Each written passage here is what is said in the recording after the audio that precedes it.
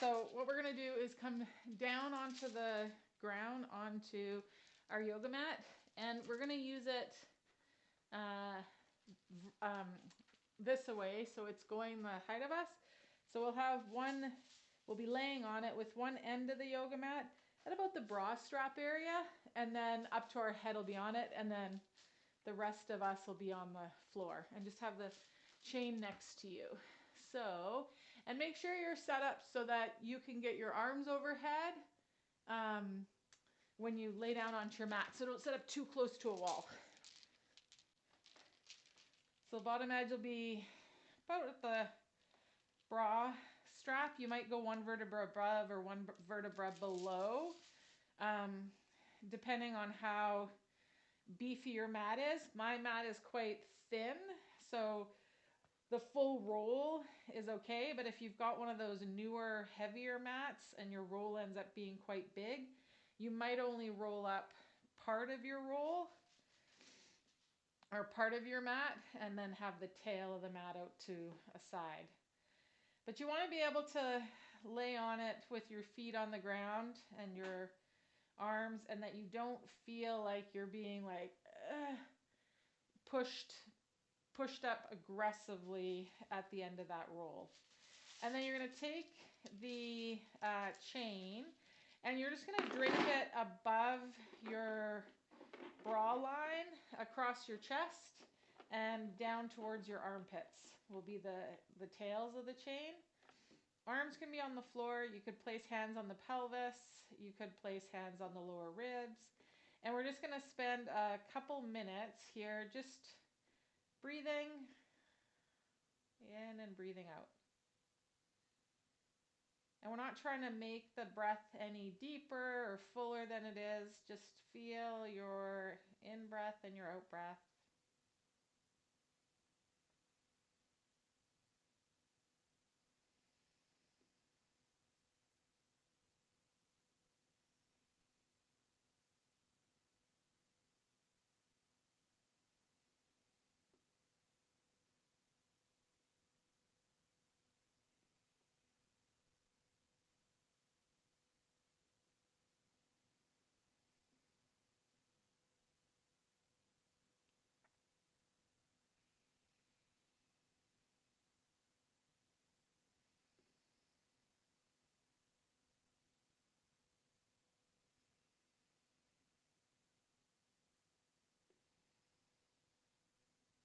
Okay, then you might place your hands in another position. And again, just take a couple of breaths here.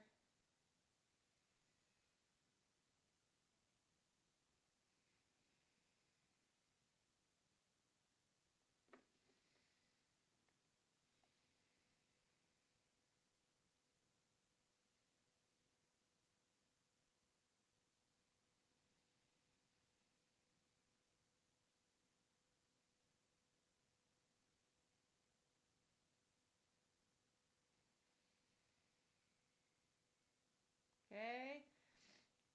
And then we're going to take our chain off of our chest and just set it to the side for a second. And then we're going to bring our fingertips, thumb tip all together, kind of as if we were cupping a big navel orange or a softball in between the palms of our hands with our fingertips touching. Okay. And with those fingertips pressed into one another, we're just going to take the arms overhead and back up. And the arms will just go to wherever the arms go, where it feels like both kind of arms and shoulders are moving smoothly.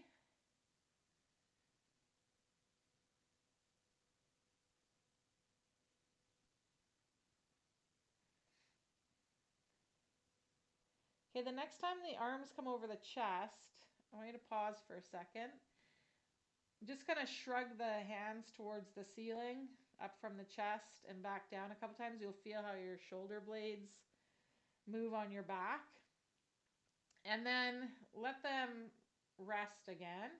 And become aware of your collarbones and where your collarbones come out to meet your arm bones. at the shoulder socket, and I want you to pick your expanded side. You're going to think that collarbone pushes forward the end of it, and your compressed side or down side, that collarbone's going to press back. And so think of this little press forward and back of the collarbones as you again take the hands towards the ceiling and back down to the floor.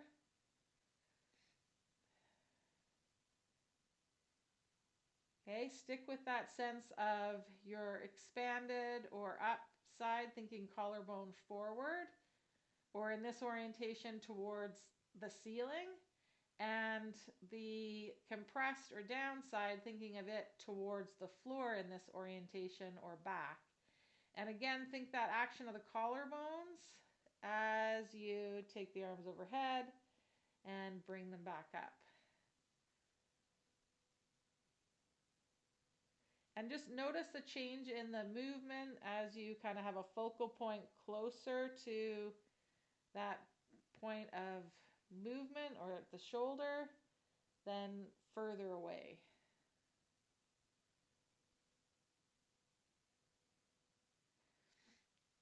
Okay, you're going to let those arms go. We're going to pick up our chain and just loop it around both of your hands. So you'll have a length of chain, you'll have a loop on each hand.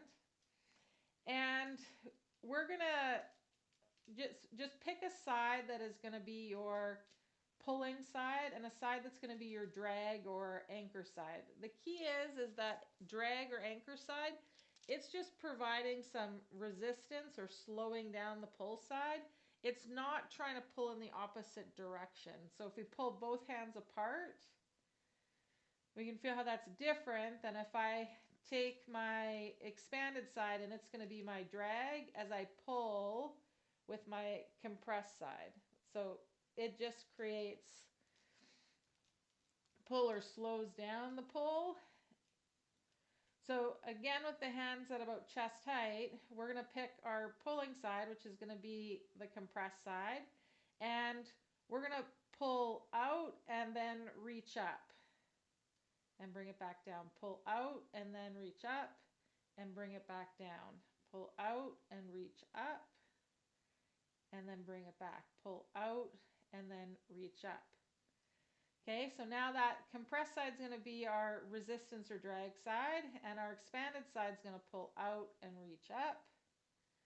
Pull out and reach up. One more time, pull out and reach up, and pull out and reach up.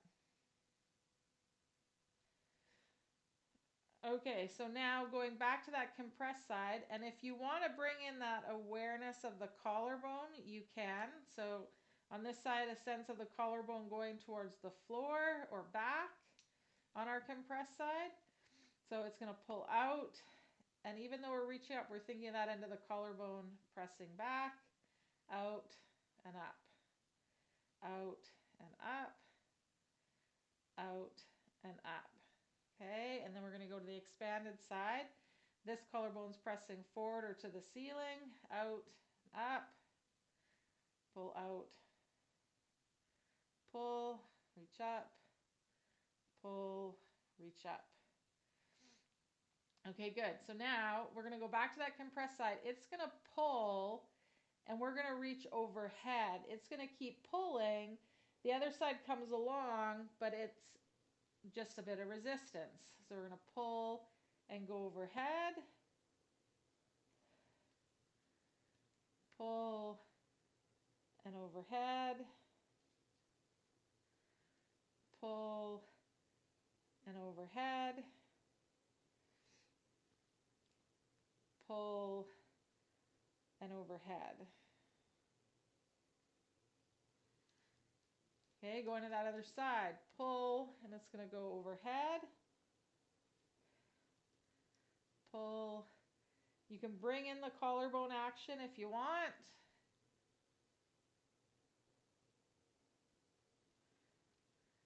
Pull,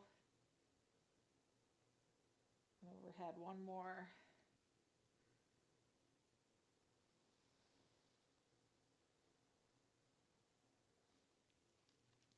Okay, good. Those arms are going to reach up to the ceiling. This time that compressed side, it's going to pull. We're going to bend the elbow and bring it towards the floor. And then reset. Again, pull.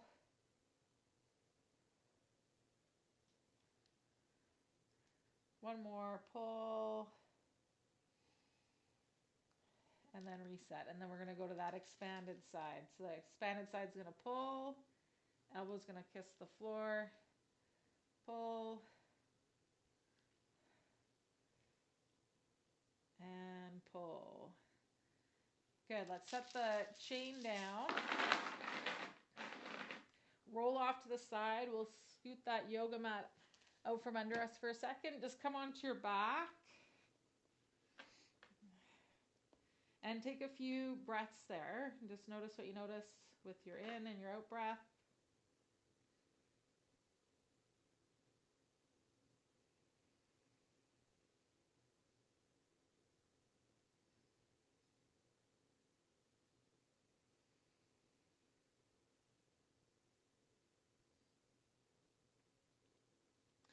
Okay, we're going to come to roll to the side, and we're going to place the mat this time across. So our shoulder blades are going to be on it.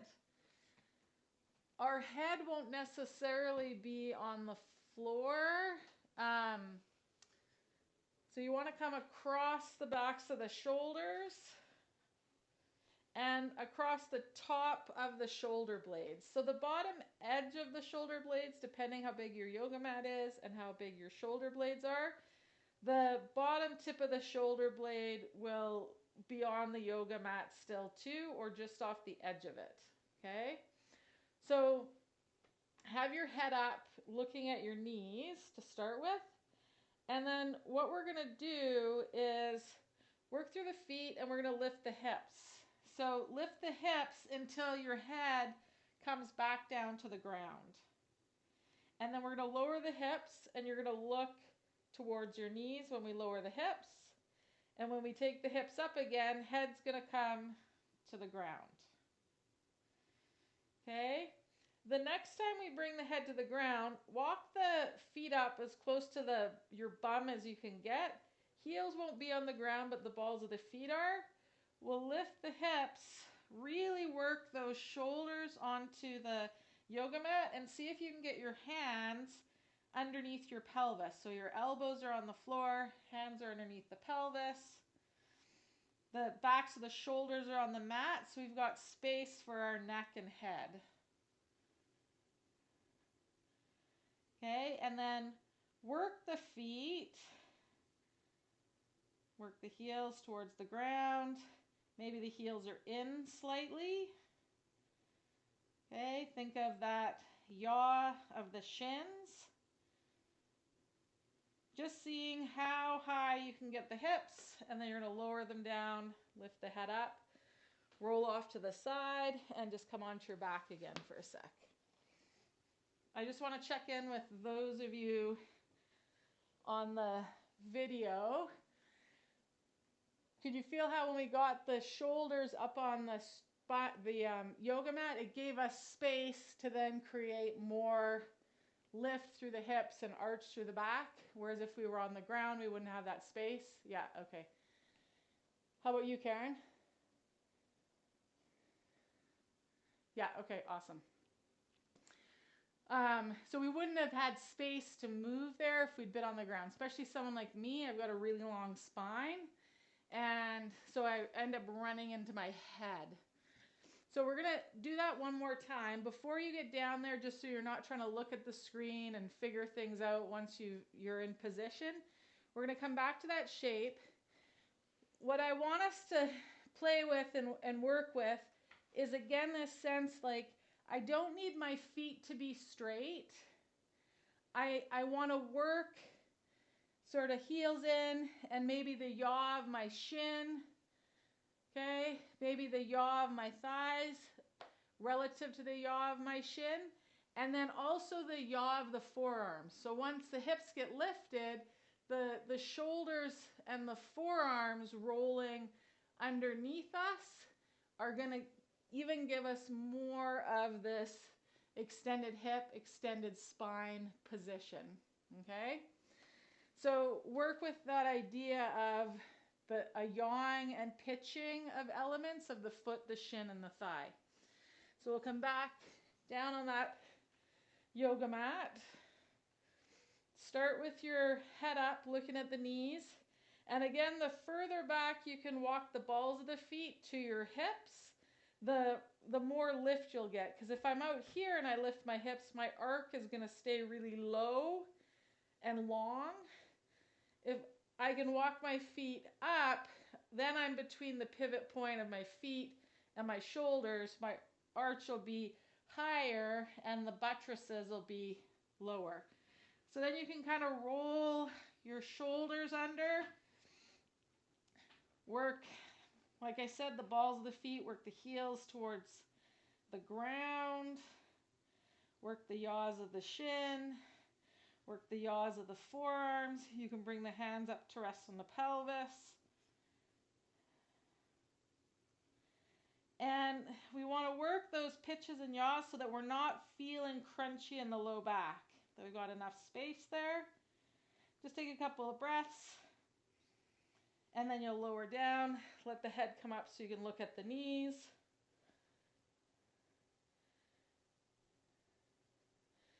So I'm going to show you one other way to kind of come in where the yaw could be helpful. So I'm going to roll to my compressed side, and that's where then I'm going to really fold this leg up. As I come up, I'm going to work that shin towards my expanded side. Okay? So I get here, I lift, then I come back onto my back, and then I could go out that same way or roll to that other side. Okay? This kind of coming to the side to come up can help us sometimes find slightly different angles rather than just a sense of pushing up. So if you're feeling in your lower back at all or having a hard time kind of getting the lift, try working from this side kind of position. Get that foot under, and then we can start to think of the yaw a little more readily as you come in. Okay? And then you could work that same way out rather than going straight up and down.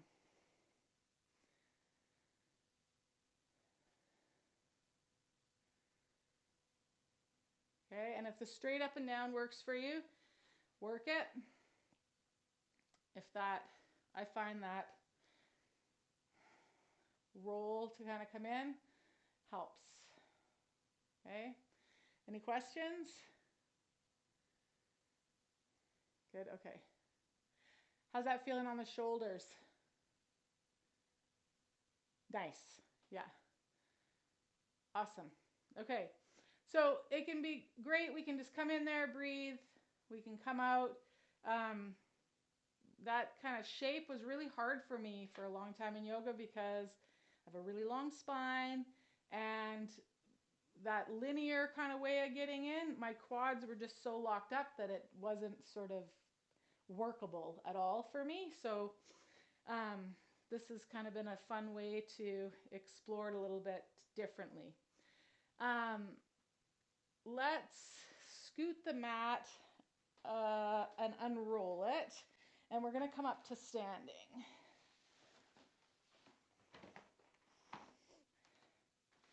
We're going to pick up our chain and keep working with it. So I did a couple of days winter hiking. It got really cold here though. So this has been very good for my shoulders because I was warm enough moving, but yesterday on the way hike out, I did kind of get a chill, and you know by the time I got back to the back to the car, I was like, get this pack off, get all these layers off, have a hot shower, like let the shoulders come down from the ears. Okay, so we're gonna take our chain, and you can hold it, or if you've got quite a long one, you might loop it right around the palm. And then you're just going to work a circle. Instinctively, the side that you're on, you will create a circle. Think of that side also of working that collarbone.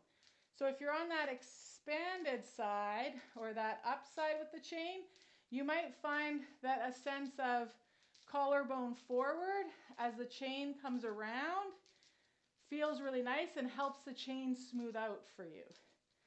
Okay, now as you work that chain, just feel the work in the shoulder.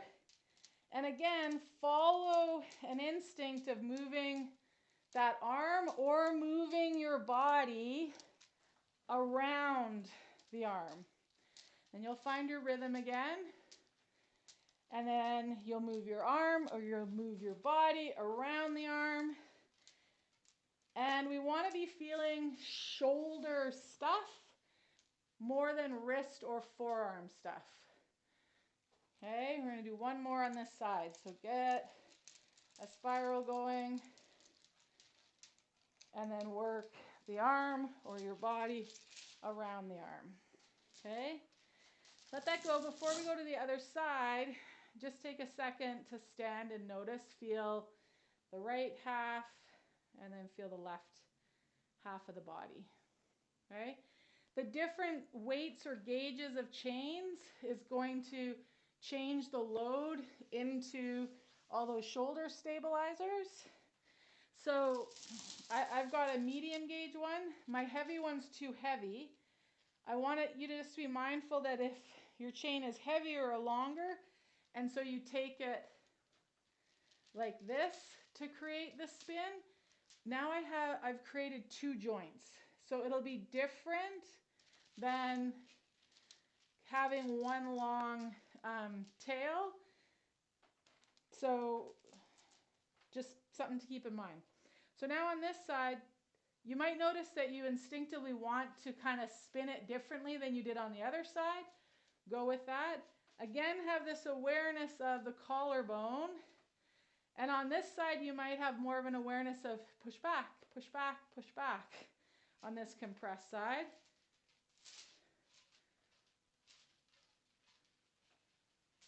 Which way does this one want to go?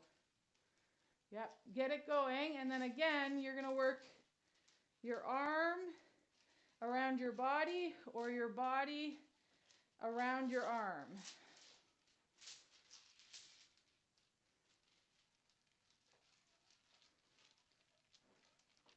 There we go.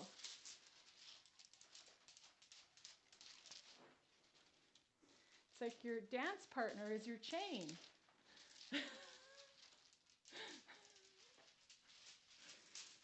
Oh, that feels so good for the shoulder. Feel that warmth around the shoulder blade, and like you can feel those rotator cuff muscles working. One more time, work the arm around you or you around the arm. Okay, and then we're going to set that down again.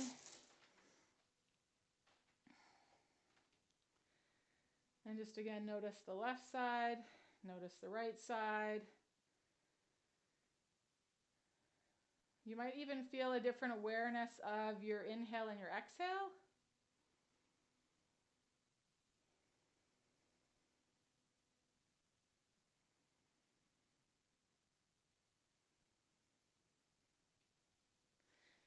Okay, so we've warmed up this spinal extension. We've warmed up the stuff around our shoulder girdle.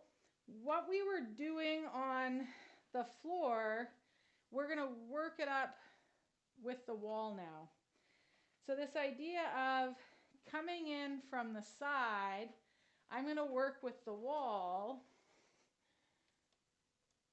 as if it's the floor when we were down doing our bridge back bends a second ago. So again, the closer I am into the wall, the tighter my two bridge end points are going to be. The further I am out from the wall, the lower and longer, farther apart those two bridge buttresses are going to be.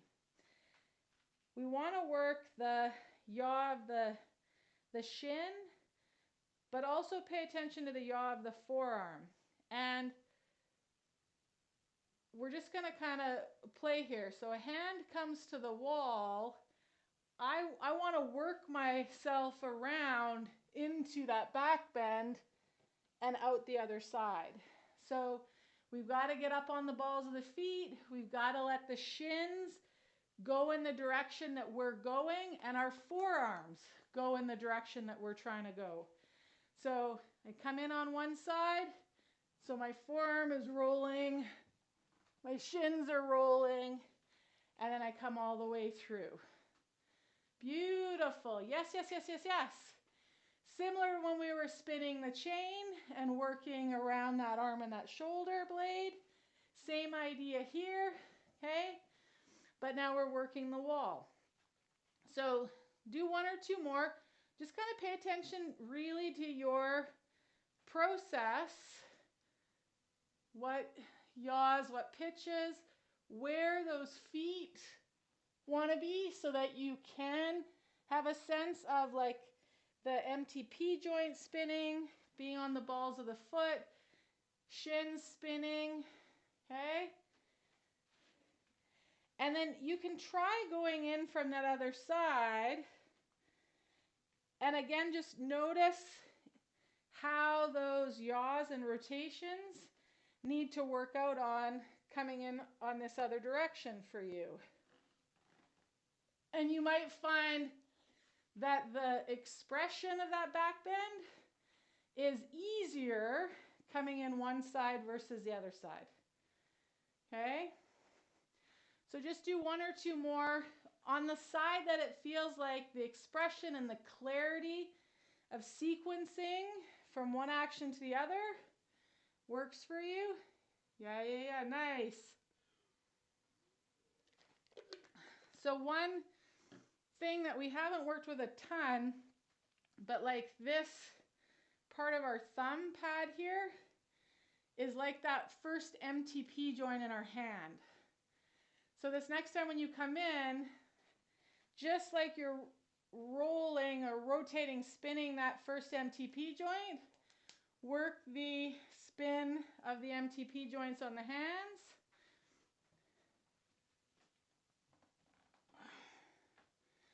And see how that works for you. Yes, yes, yes, yes, yes. Lovely. Beautiful. Okay, after you come out of that one, just stand. Again, notice what you notice for a few breaths.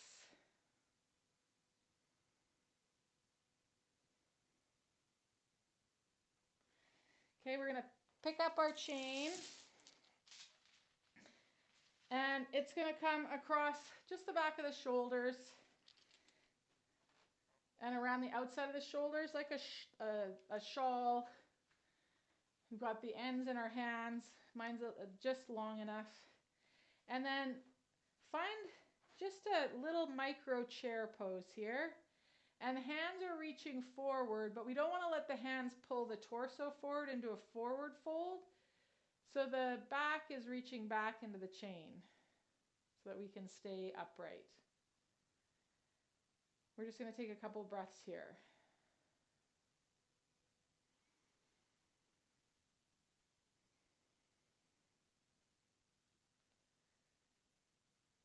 Okay, maybe we work and we stay in that micro chair on one leg, fold the other leg up to tree. And then we switch, micro chair on the other leg, fold up into tree. Kind of a version of that flamingo stance that we've done before.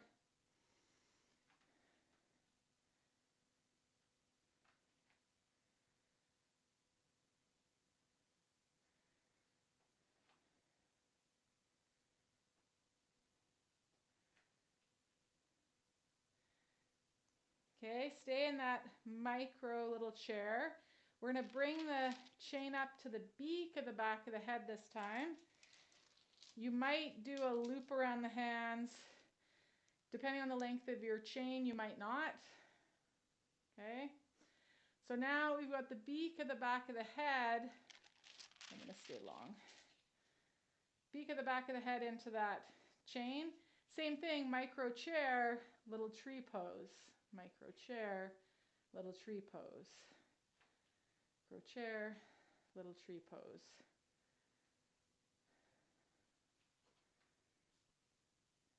So as we go here, we can feel our shoulder blades on our back, and we can feel that beak on the back of the head.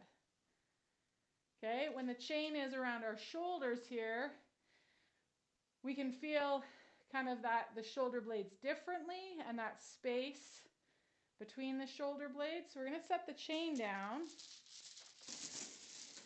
and we're going to come back to the wall and our spin on the wall and bring in this awareness of the beak of the back of our head. So as I go and I still work those things I was working last time, if I work that beak of the back of the head, how that helps lift parts of me as I go through that spin, how that helps unweight parts of me.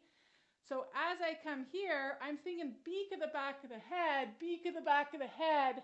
That helps lift me as I come around. Yeah?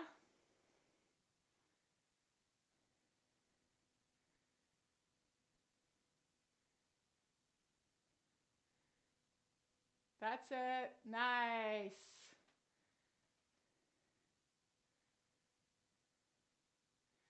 Yes, nice, nice, nice, nice, nice.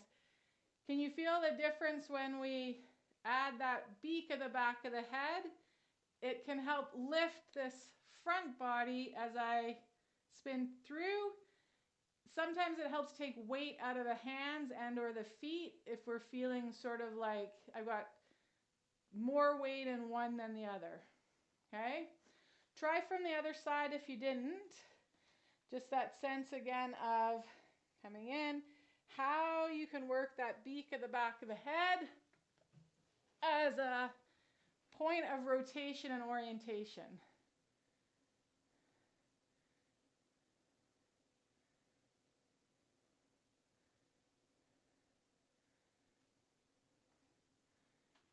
Good.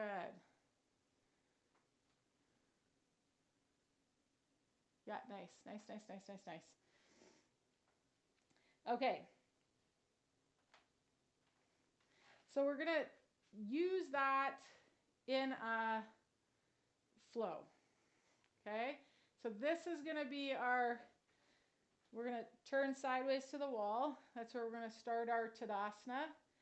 Maybe working biscuits underneath the feet here. Okay? Then when we're ready, hand comes to the wall. The feet start to work around. The shins start to yaw.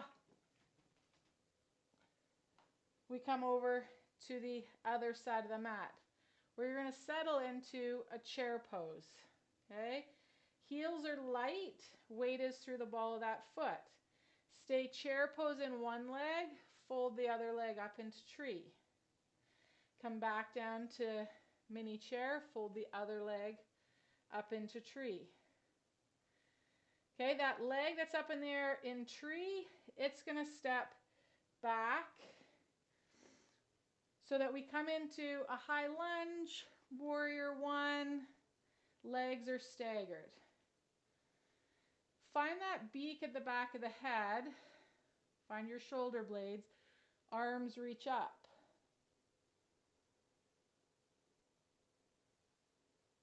Okay, shift the weight back onto that stance leg, wrap the other leg over top, cross the legs. You might hook the foot, you might not, into a variation of eagle. You can hug elbows, give yourself a hug, hook elbows and forearms. Okay, you decide. And then finding our way back into Tadasana on this side. Okay, so we're going to go through from this side back to the other side. So in Tadasana, weights in the balls of the feet. Let's inhale those arms up. Maybe the gaze follows them. Fingertips touch. Exhale. Palms going to come down to heart center. Good. Find a little mini chair here. We're going to find the wall with that hand. Work your way. Spin the MTP joints. Yaw the shins. Spin the MTP joint on the hands. Find yourself over into a chair on the other side of your mat. Fold up one leg. Tree. Mini chair. Fold up the other leg. Tree. Mini chair. Okay, step that leg back, finding a high lunge, warrior one, some iteration where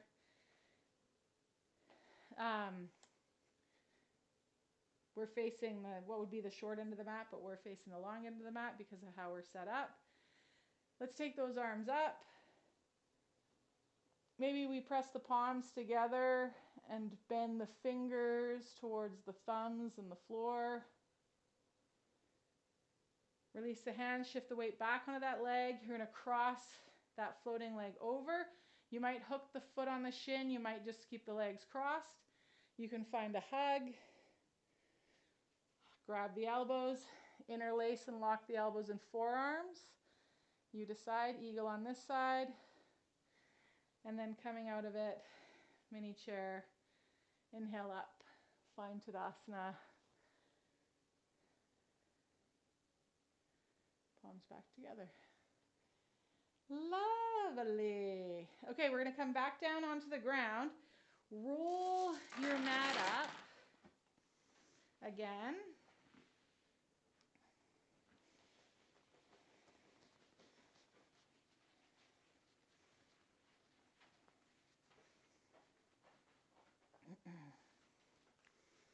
So we're going to place our mat back down on the floor there.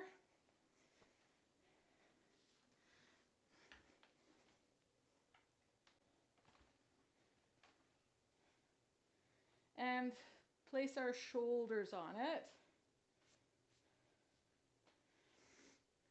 Okay. Again, you can start on the side if you want or on your back, but we're going to go from this head up to lifting our hips up. Head comes back and down. Hands reach down. They might find the hips. You might just keep reaching them towards your feet. Okay. And then roll out, head comes up. Okay. This next time when we come in, we're not going to reach the arms down. Okay. So this time as the hips come up, we're going to reach the hands towards the floor. So if I'm coming in on my side, hands going to find the floor, come up through center. Hands are kind of underneath the shoulders. And I might even press into my palms a little bit and get the shoulders to unweight off the mat. But if the palms of the hands don't come to the floor, we're not going to force that. Okay? So coming from the side, work the shins, work the feet, find the floor with those hands. And you might push all the way up. You might just wade into those hands.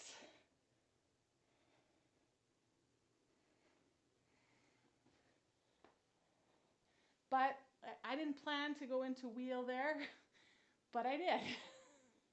Because that's just what happened. Those of you on the call, let me know where you're at and where you're getting stuck, and then we can kind of tease it apart for a couple of minutes before we do a restorative pose. Any questions, or are you good with kind of working with what you've got there? No questions. I just have to leave early. Yeah, okay. All good. Okay. So I will catch up later. Sounds good. Okay. Bye. Debbie, how about you?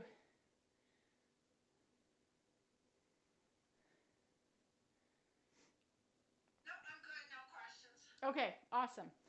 So if your palms don't come to the floor, that's fine. Work with what you have. If your palms come to the floor, but your like brain isn't figuring out to then push, that's okay.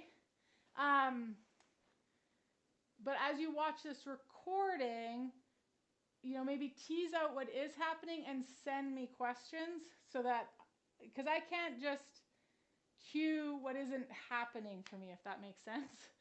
And unless I see you guys, I don't know what to offer to troubleshoot. My brain, once I came here, and then I worked the palm onto the floor and worked through the shins, it was like my brain was just like, push up, like it just went there. So, but I really want to offer that trying to keep the feet straight, trying to keep the shins forward, trying to keep the knees forward. Most of us aren't going to have space in there in order to get up into wheel. So don't be afraid, if things aren't pointing straight. You're going to have more luck probably with things yawing and spinning in different directions than being linear.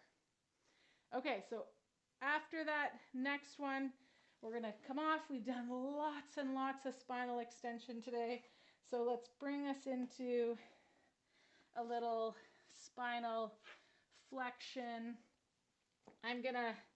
You could place this yoga mat underneath your shins, okay?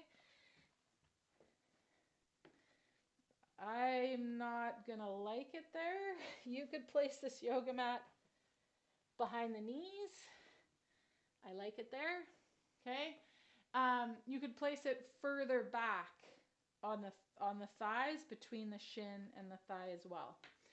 And then we're gonna come down and onto our forearms. I'm gonna make a little nest with my hands to cradle my head. And I want to just think about curling up into a bit of a ball. So weight shifted back towards the hips and the feet. If the legs don't fold up, that's fine. We want that weight, though, distributed kind of equally between the upper body and the lower body. So if the upper body is kind of overpowering the lower body and all of our weight is dumping into our arms and our head, we want to raise up the floor in front of us and get our forearms onto something higher up so that we can get more even in that arc between our lower body and our upper body supporting us. Okay, so find that kind of half ball arc shape. I've just got my head nesting into my hands.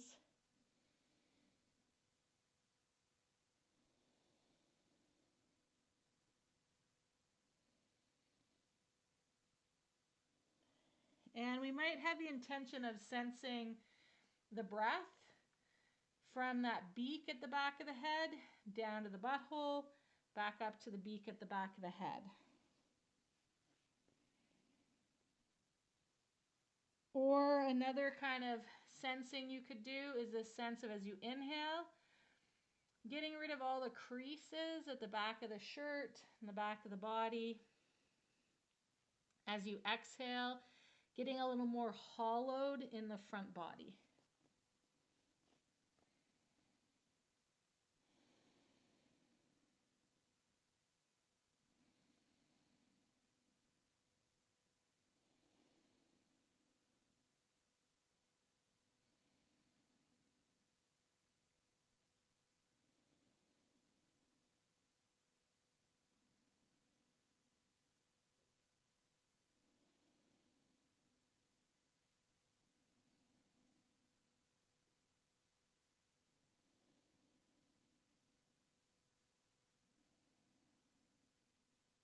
Maybe for the next few breaths, you have a sense of breathing laterally, like from side seam to side seam.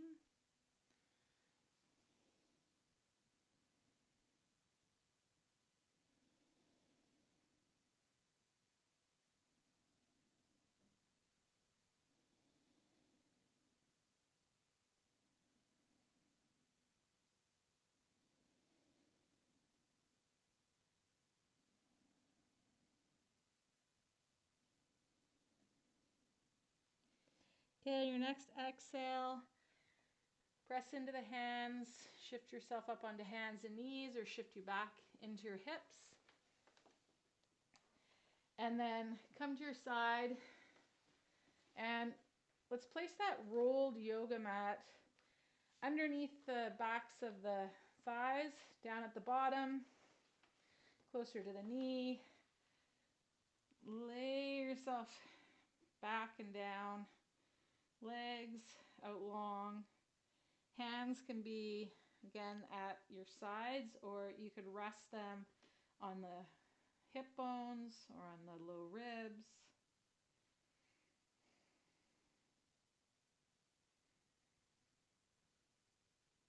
Or one on a hip bone, one on a low rib.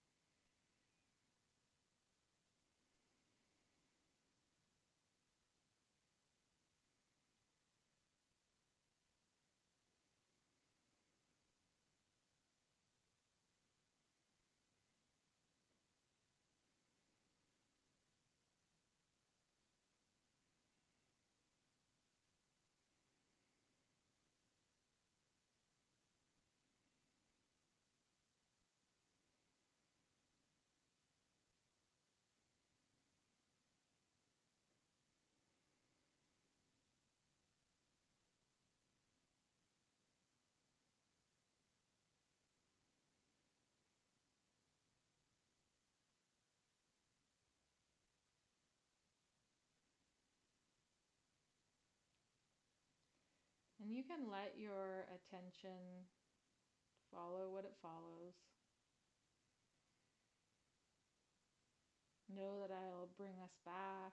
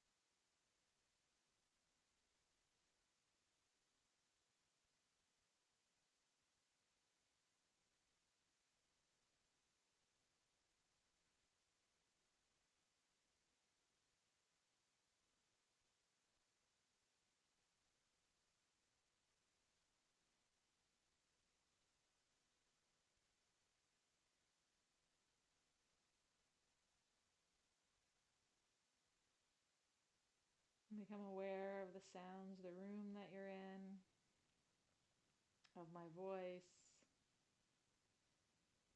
of the sensations, the body, the surface that you're on. Might be sensations of pressure, numbness, tingling, warmth or coolness.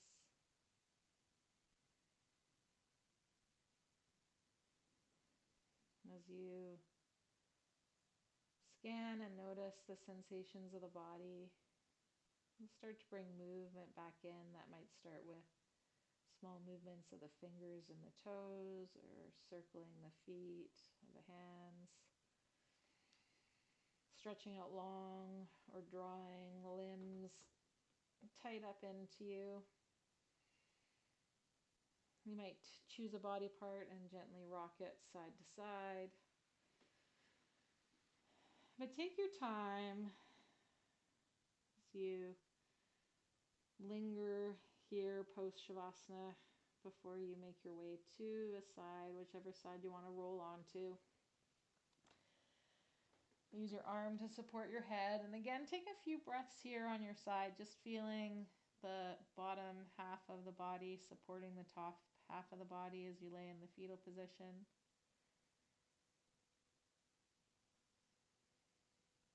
Using the arm and the hand to press yourself up. We'll find a seat.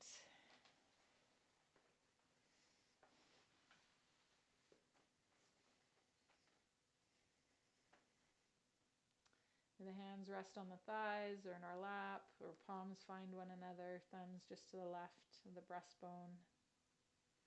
An Anjali Mudra. Just feel the breath in and the breath out move you.